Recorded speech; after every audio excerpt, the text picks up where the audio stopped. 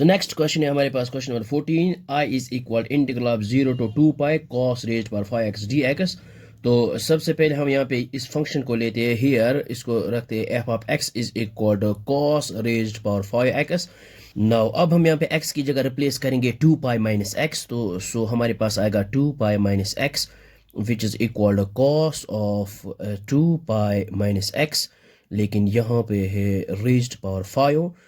so which is equal to, so we know that cos of 2 pi minus x which is equal to cos x, लेकिन यहाँ पे है power 5, so हमारे पास आया है f of 2 pi minus x which is equal to, ये आया है cos raised पर 5x, ये आया है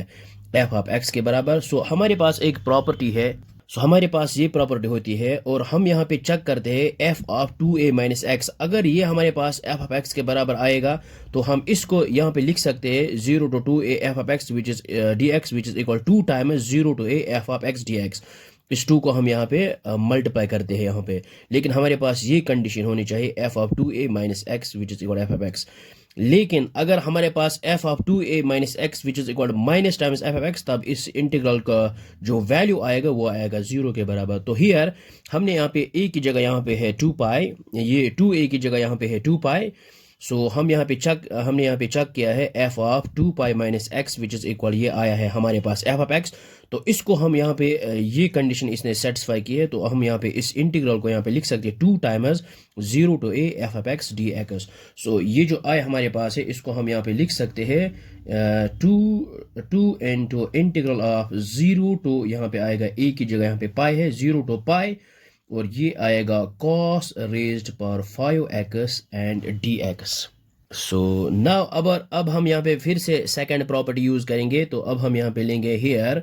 तो इसको हम मान लेते हैं g of x which is equal to cos raised power 5x। So अब हम यहाँ पे क्या करते हैं, इसको रिप्लेस करते हैं x पाई माइनस x, सो ये आएगा हमारे पास cos of pi minus x, लेकिन यहाँ पे है रेज्ड पावर